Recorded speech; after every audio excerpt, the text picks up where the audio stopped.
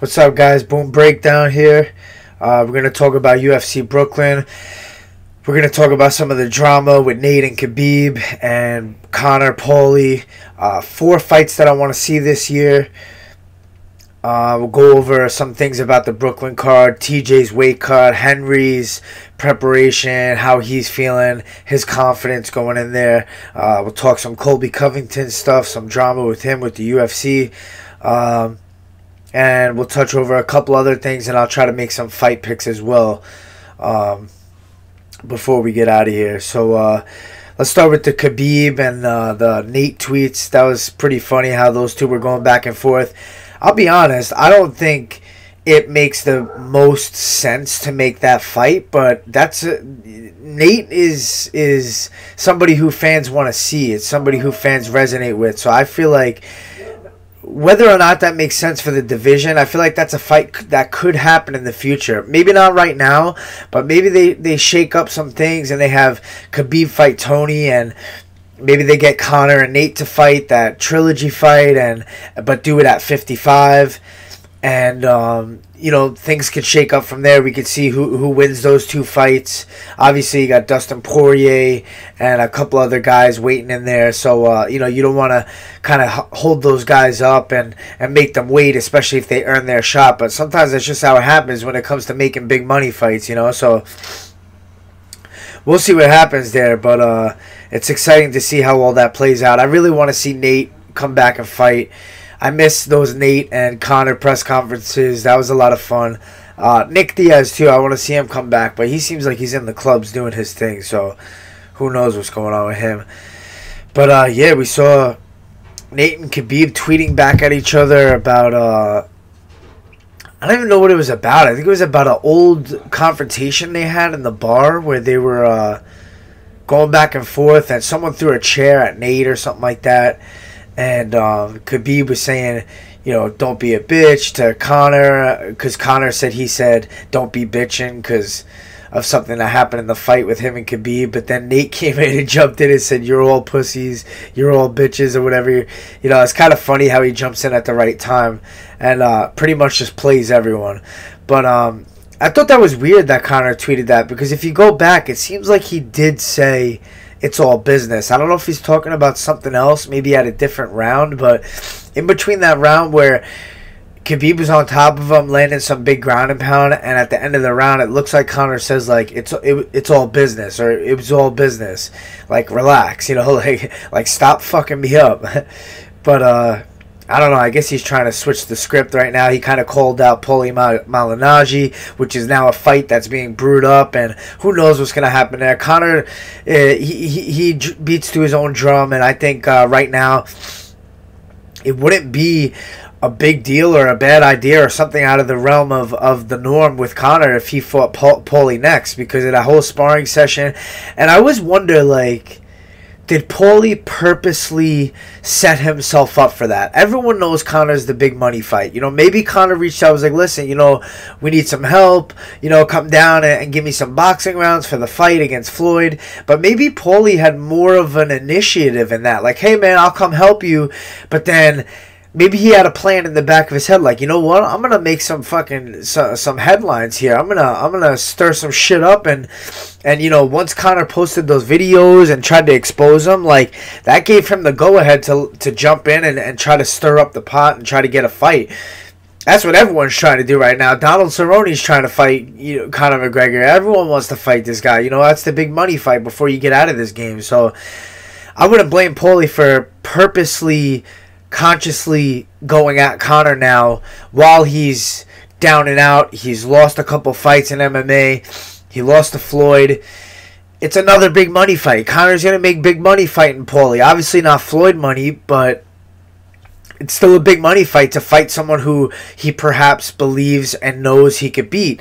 But I think Paulie feels differently because he saw that Conor's kind of given up, quote unquote, in some of his fights, and Paulie feels like he has the edge as far as heart goes and durability. But it's just crazy how this game's working right now. Conor's just kind of his own league, Conor McGregor Sports and Entertainment is where he's at. But we'll see how that plays out.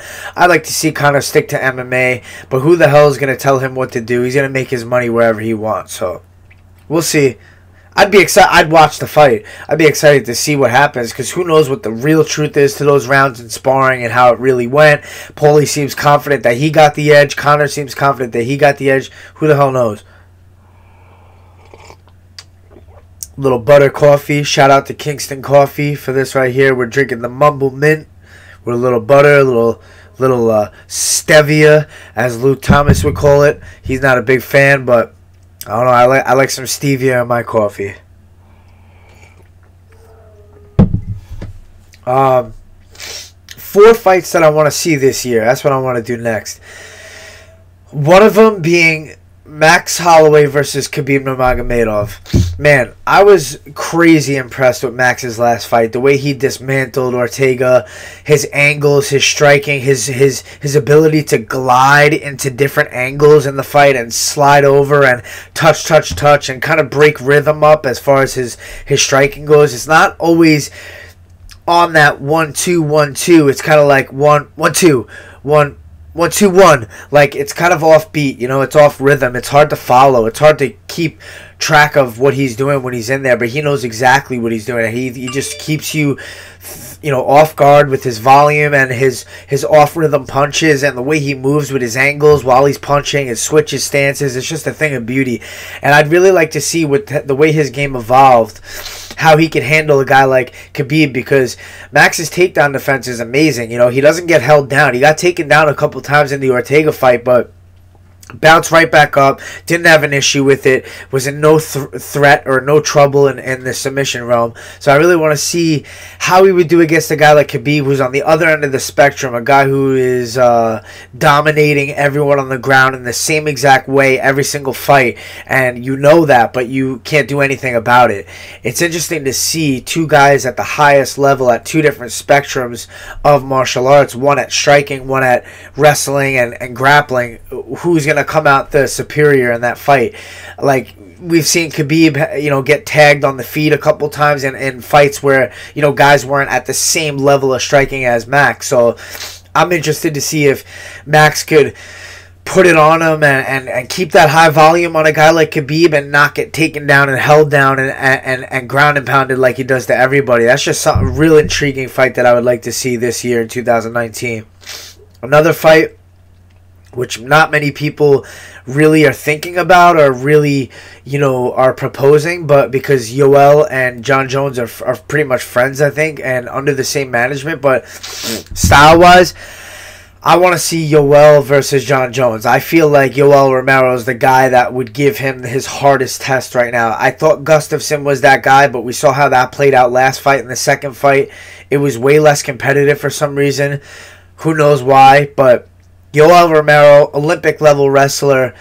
The guy's a grinder. The guy he's unfazed by any shots taken in the fight. He pushes forward. He knows when to pull the trigger. He has a weird way of not using energy and then exploding on you with this crazy power, speed and power mixed together out of nowhere.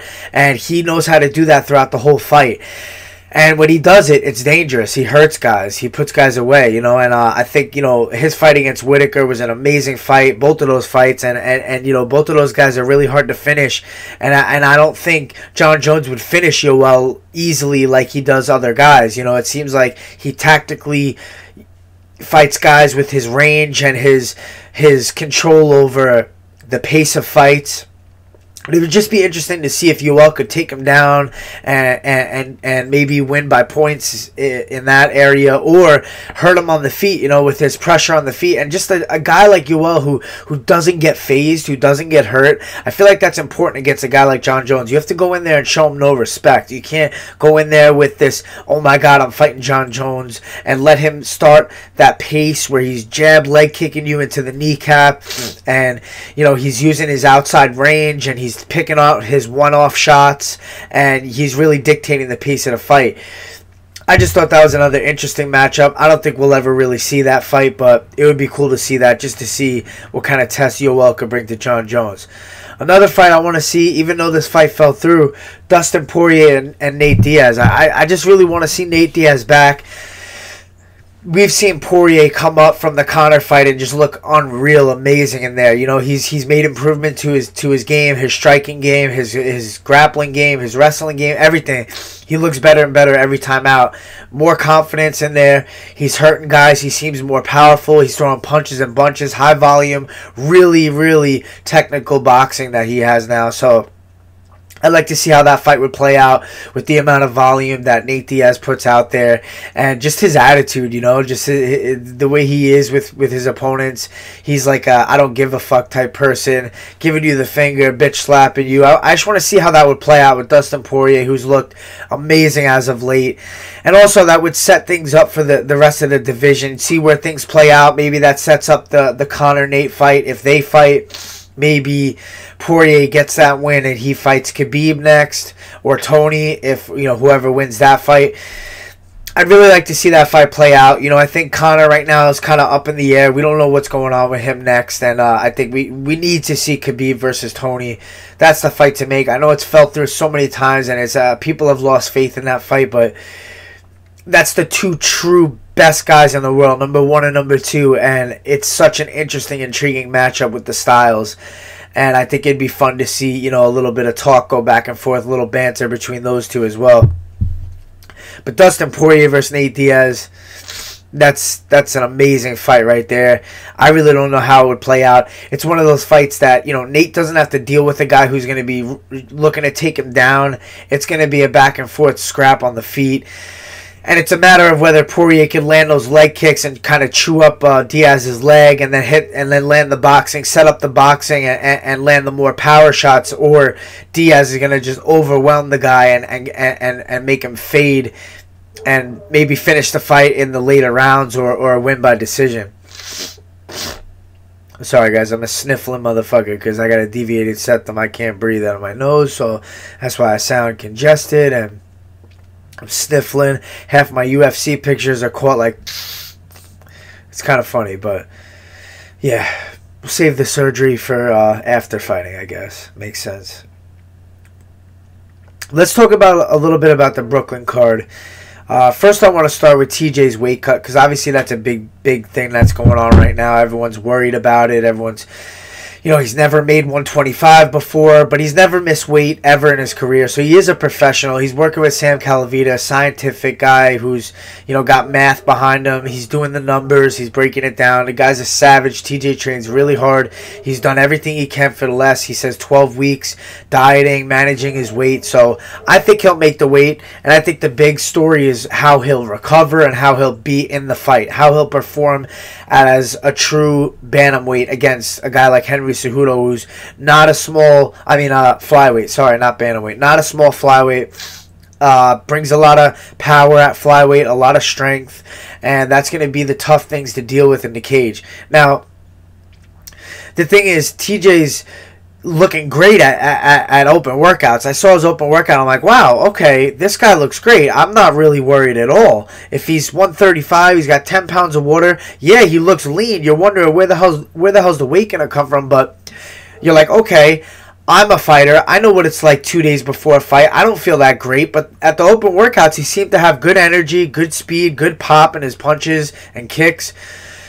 But he does look really, really skinny, really lean, and I guess people worry about where's the 10 pounds going to come from. Obviously, it's water weight. You got to do scientific methods, cut the water. I don't know how much water he's been drinking, or you know what his methods or what his ways are, but I do think he'll make the weight. He says today at the press conference he's around 128 this morning. He woke up. He's a little bit heavier than that now, but he said he woke up at 128, and I think, you know, that's pretty close. He does look pretty drawn out now. You can hear it in his voice a little bit, a little raspy, but I think he'll make the weight. I'm just really curious about how he's going to perform at that weight. Is his brain going to be, you know, sacrificed a little bit with the water? Is he going to be fully rehydrated? Is he going to have the same strength? Is he going to have the same speed, the same confidence? Everything plays a role. It's a lot of variables. And we know Henry's comfortable at that weight now. He missed it in his debut, but now he's been there for a while. He beat Demetrius, you know, pound for pound, best guy in the world at the time pretty much. And this guy has an unreal level of confidence now because he beat Demetrius. He's working with these new scientific people as far as his strength and conditioning goes. He looks better than ever. The guy's jacked. He looks like he's 155 pounds, but he's making 125. I mean, you're facing an Olympic level wrestler in there with a high level technique in the clinch to take you down. It's just like people say, there's a difference between Olympic level wrestling, regular wrestling, and then MMA wrestling, which TJ's a genius at. Setups and feints and tricks and gaining your respect in the striking realm, and then setting you up where you think a strike's coming, but he's underneath you. He's an amazing up and down type of guy with that. He's really good at timing, really good at range control, and his striking's dangerous, so you're going to start getting hit, you're going to start respecting it, and then he's going to time a takedown on you if he needs to. So he did really good with that in the Lineker fight, and I'm really interested to see if he could pull some of that off with Henry Cejudo as such a high-level wrestler he is. It's all about the strikes. If TJ's landing strikes and he's confusing Henry, I think he can get a couple takedowns in this fight. Whether or not he's going to hold him down, probably not. It's probably going to be a scramble. It's probably going to be a crazy intense fight as far as grappling goes if these guys tie up and end up in the clinch and stuff like that. I think if they're in the clinch and they're close together, Henry has the advantage there because of his Olympic level wrestling. He's going to probably know what to do in there as far as those inside trips that he lands, some throws, some double legs if it's against the fence. If it's in close, I give Henry the advantage. If it's from a distance of striking, I give TJ the advantage with the MMA setups and the striking setups to the takedowns. I'm really curious to see how that plays out. It's so hard for me to pick this fight. I'm going back and forth, with all these variables that play a role. I thought it was really cool what Henry's coach said. Eric, I can't pronounce his last name good. Barahassan or Barasa, Eric something, whatever. The captain, baby. The captain. He said in the open workout interview with Henry, like, hey, let's put it all on the line. Let's put the gold medal on the line. Let's put the flyweight belt on the line. Let's put the bantamweight belt on the line. I thought that was really cool and really confident of his coach to say, because that's putting all the pressure on you. Let's put everything you own on the line because we're the best. And we're going to take it all. And we're going to own it all. We're going to be the best. That's pretty cool to hear. That makes me feel like he's really confident in his guy. That's for you guys. Anyways, that was cool to see. I think that would be awesome if we could actually see that happen. Like, hey, let's make these rules right now. Let's put the gold medal on the line. I want a gold medal in the Olympics, but now we're fighting for the best fighter in the world. I want to put that shit on the line. You could have that shit if you beat me. I want the flyweight belt on the line. I want the bantamweight belt on the line. Everything's on the line. The winner takes all. I think that's winner takes all is like that makes the stakes just go up, up, up. You know what I mean? The stakes of this fight is already crazy high because the flyweight division might be erased if Henry loses. If he wins, it might stay, and that's a lot of pressure right there. It's big enough stakes right there. But I think when you can add to the stakes and make it more intriguing, more interesting, that just makes everything crazy. Crazy anticipation to see. People want to see who's going to win that fight. I'll make my pick in a little while when I go through the main card and make picks, but I've been going back and forth with this fight, man. When I saw TJ at the workouts, I'm like, holy shit, this guy looks sharp. He looks just as good as he looks at bantamweight, cutting down, and I feel TJ's the more well-rounded fighter. So I was like, I think I'm going to stay with TJ. But as you see TJ come down to 25, that's what really matters. The last 10 pounds is where you see how the person's really dealing with the weight cut. You don't see it when they're 10 pounds heavier 2 days out. The water's still in them. They're still eating a little bit. You got to wait and see when the last 4 pounds is coming off and how they feel and how they look and how they rehydrate and how they recover. It's really hard to tell at this point. We'll see what happens, but with that said, I'm leaning towards Henry with the way he looked, and if he makes the weight cut smooth and he feels as good as he's saying, I would have to go TJ with the more well-rounded game. Colby Covington, man, his last interview with Ariel Helwani, I found that really interesting. Pause. Butter coffee, baby, keeping me going. Boom time right here. I thought it was really interesting because he went straight heel. Not that he was already heel, he was, but he was like, fuck the UFC, fuck Dana White, fuck everybody. I'm always curious what goes on behind the scenes as far as like that kind of thing. Like, I know it'd be weird if like Colby called Dana and was like, listen, don't take it personal. It's all business. I'm trying to get viewership. I'm trying to build my star. I'm trying to get people interested in my fight. I'm just going to go straight fucking heel on your ass. I'm going to start cursing you out. I'm going to start talking shit about the UFC. I'm going to tell people, go ahead, fire me. Let me go, UFC. It just builds more and more interest in people wanting to see this guy get his ass kicked and lose a fight. So it's smart business. Obviously, you don't want the big boss man not on the opposing side where he's not a fan of you. He doesn't like you, because the UFC will be like, fuck you if they're not feeling you. So I don't know if Colby would just do that. Maybe he is, because he knows his worth and he knows that he's valuable to the company. But I always wonder, like, did he say something first? You know, like, hey, listen, Dana, guys, UFC, I love you guys. Don't take it personal. But I'm going to talk some shit. I'm going to stir the pot. And I'm going to get people really, really interested in the next chapter of what's about to happen. So that when it does happen, we get more money. Everyone gets more money. Let's make it rain on them. I make it rain on them. That's what it's all about with business. So who knows what the fuck is going on behind the scenes? I always wonder about that shit. I'm a skeptical motherfucker, so I don't know. But he went nuts. He's going off. I want to see him fight. I want to see him fight Woodley. I don't know why that fight's not happening. Who knows? Maybe Usman, he has a great manager. Maybe that plays a role.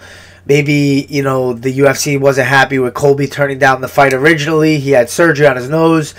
A lot of this stuff, plays factors and changes get made. And we'll see what happens. But we got to see Colby versus Woodley. I hope Woodley can get it done. That way we can see that fight. What else did I want to touch on? Where is that it? Yeah, man. I mean, I'm never been more excited for a flyweight fight. Cejudo versus Dillishaw. Dillashaw is trying to, be one of the pound for pound best right now. He's going for it. And Henry might save a whole division. That's crazy, man. If he wins, like, these flyweights might get a second chance. That's crazy that a lot of these guys are really just, waiting for him to save their lives, essentially, save their careers. And it's all up to him. Maybe that's not true, but that's how it seems right now. Dana White won't say what's going to happen. Are they going to cancel the division? Are they going to keep going with it? Even if he wins, they don't know. He just won't say. So a lot of anticipation to that, a lot of curiosity. We'll see what happens. But I'll be honest, I kind of want to see Henry win just because if that's going to save a lot of guys' careers and that's really going to change things for the flyweight division, I think that's a great thing for the sport. So I'd like to see that. I don't know, man. I'm going to make my pick right now. I really am still going back and forth between these two guys because of all these different variables. There's something about Henry Cejudo's confidence lately. The way he's talking, the way he looks in these interviews. He looks healthy. He looks strong. In the photos he's posting, the videos, he looks in amazing shape. There's a lot of X factors with Dillashaw's weight cut, how he's going to recover, how he's going to feel in the cage. We won't know those things until the fight actually starts and we see it unfold.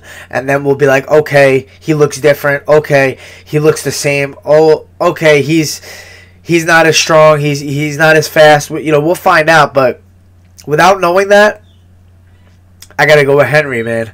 I can't believe I'm picking against Dillashaw right now, but because of how he's looked as of late. But I just have a feeling the cut's going to affect him. He's going to go in there with not 100%, up here as far as your brain goes and the water in your brain and your hydration and all that stuff. And I think he'll look good.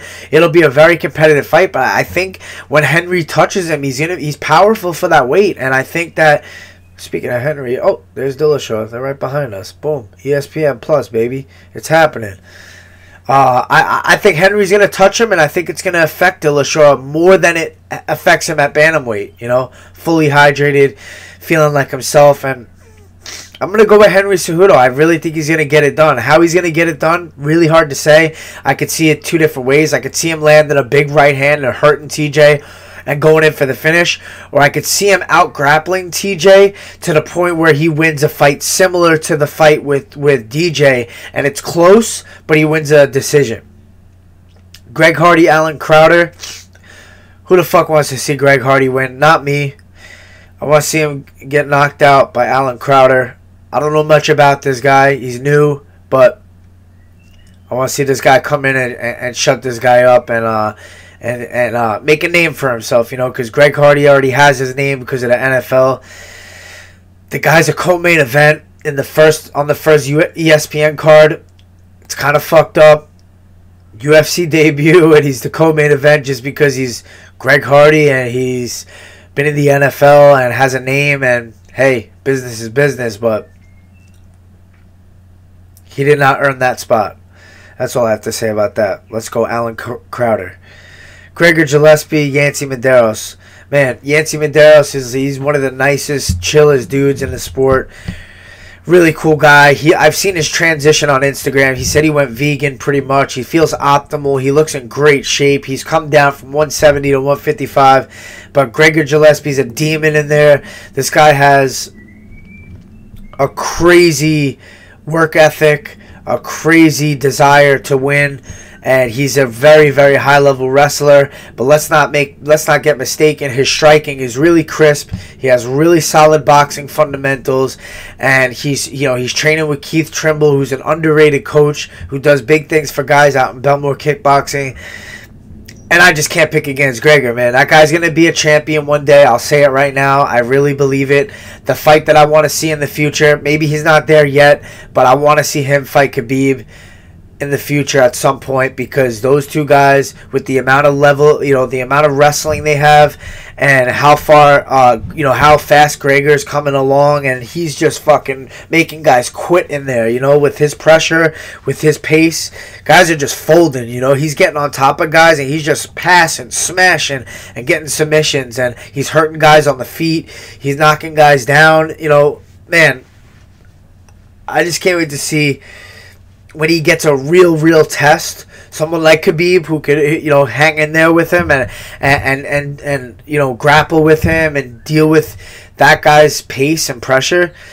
That's what I want to see. I don't think Yancey's that guy. I think Gregor's going to do what he does to everyone. I don't think it might be as easy with Yancey, but I think ultimately he's going to run through him at some point and tire him out and outposition him on the feet and on the ground, but mostly on the ground. I think he's going to get his takedowns. He's going to get Yancey more tired, pass guard, maybe hit an arm triangle in round 2 or 3. Benavidez Ortiz. Second time they're fighting. Ortiz lost the first one. Competitive fight, but Benavidez edged him out pretty much the whole fight. Benavidez is on a streak right now. He's the second best guy in the world at flyweight pretty much. He's been there for a while. I'm going to go with Benavidez. I think he's going to get it done by decision. He's also the alternate. If shit goes wrong and TJ, you know, we all know it's in New York. Shit goes fucking south. TJ can't fight. Benavidez is stepping in, so watch out for that. Paige Van Zant, Rachel Ostovich. The fans won. We don't need to make a pick. But, yeah, I think Paige Van Zant is a little bit more savvy in there. I think she'll get the job done. We'll say second round stoppage, TKO. And that's pretty much it. That's my picks. We got Glover, Teixeira, Carl Robertson. Props to Carl Robertson for stepping up another weight class and taking on a fucking top level guy like Glover. You know, top 10 guy, top 5 guy actually. So I'm gonna have to pick Glover. I think he's gonna get the job done. Probably get a submission. Second round. Guillotine or a rear naked choke. But yeah, that's it, guys. That's it for the Boom Breakdown. We'll be back for more. I'll be at UFC Brooklyn. Can't wait. UFC on ESPN, ESPN Plus. Going to be exciting to see how the sport grows from here on out with ESPN. I'm really looking forward to be a part of it, and I'll see you guys next time. Boom. Chill.